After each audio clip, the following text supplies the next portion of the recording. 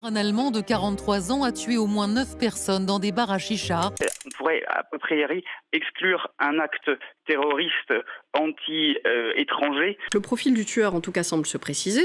Ce serait un déséquilibré d'extrême droite. En septembre 2016, c'est une mosquée qui est ciblée par un sympathisant d'extrême droite. Les islamistes n'ont pas le monopole du terrorisme.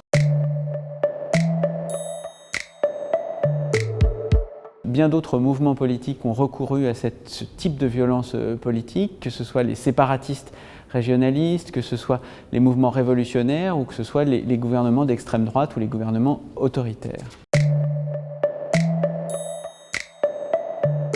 Le terrorisme se définit essentiellement par trois éléments. Un élément de motivation politique, c'est une violence qui est commise au nom d'idéaux politiques, quels qu'ils soient. Le deuxième élément, c'est l'usage d'une violence extrême, c'est-à-dire d'une violence qui choque, qui blesse, qui tue, qui mutile des civils qui ne sont pas pris dans une confrontation guerrière. Et puis le troisième élément, c'est la volonté de dominer politiquement, de dominer par la panique, par la diffusion d'un sentiment de peur généralisé où tout le monde peut se sentir visé n'importe quand, par n'importe qui.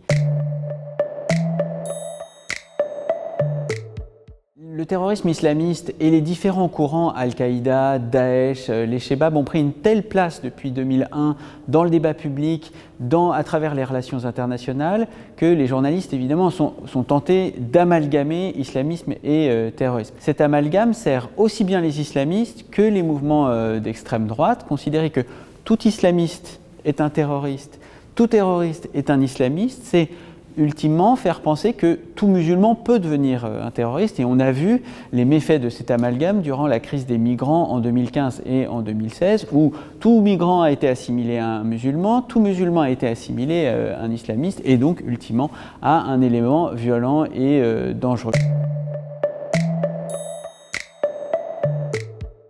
C'est effectivement l'effet que recherchent les islamistes, dresser une partie de la population contre une autre partie de la population, faire penser à une entité nationale que toute une partie de la population constitue une cinquième colonne potentiellement violente, et faire croire à cette minorité qu'elle va être discriminée, qu'elle va être ciblée dans des contre-attentats.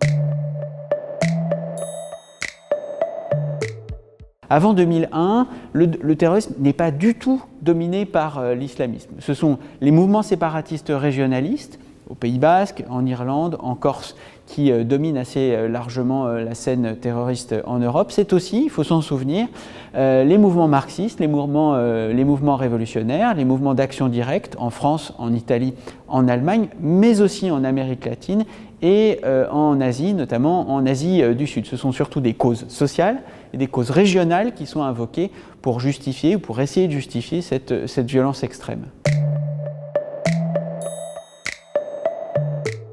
Les attentats d'extrême droite ont tendance à se multiplier et surtout, bien plus grave, ont tendance à faire de plus en plus de victimes. Depuis les attentats en Norvège en 2011, au nom des valeurs européennes et de la défense de l'Europe par Breivik, des imitateurs se sont révélés dans le monde occidental, notamment en Nouvelle-Zélande à Christchurch en 2019 et en Allemagne récemment. C'est ce qui est le plus inquiétant. Plus 300% d'attentats motivés ou invoquant des idéaux d'extrême droite pour justifier leur violence, c'est vraiment la tendance qui me semble la plus préoccupante actuellement.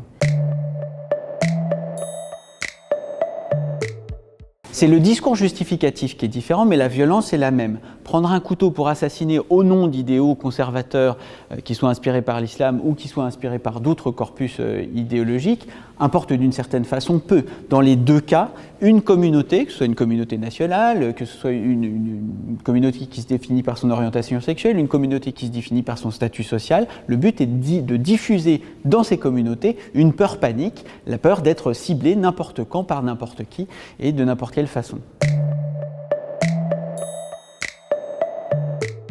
Les principales victimes du terrorisme aujourd'hui, ce sont les Afghans, ce sont les Somaliens, ce sont les Irakiens, ce sont les Syriens. Il existe un index mondial du terrorisme qui répertorie à peu près les 15 ou 16 000 attentats qui ont lieu chaque année, et ce sont eux les premières victimes. Il faut se garder d'être européocentriste en matière de terrorisme. Chaque victime du terrorisme, qu'elle soit européenne ou non, a la même dignité, mais d'un point de vue quantitatif, les victimes sont généralement extérieures à l'Europe.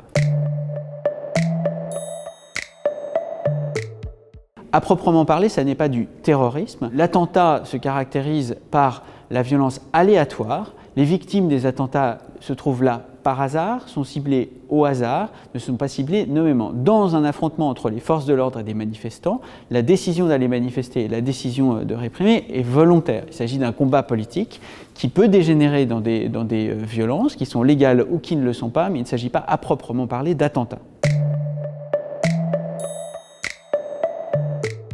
C'est une façon de minimiser la violence, c'est une façon de ne pas lui donner de charge politique et de ne pas l'affronter sur le domaine politique, mais de l'affronter uniquement selon un angle psychiatrique. Mais qu'on soit fou ou qu'on ne le soit pas, invoquer un régime de justification politique inscrit l'acte dans un régime terroriste. C'est exactement la question qui s'est posée pour Breivik. Une première expertise psychiatrique l'avait déclaré fou.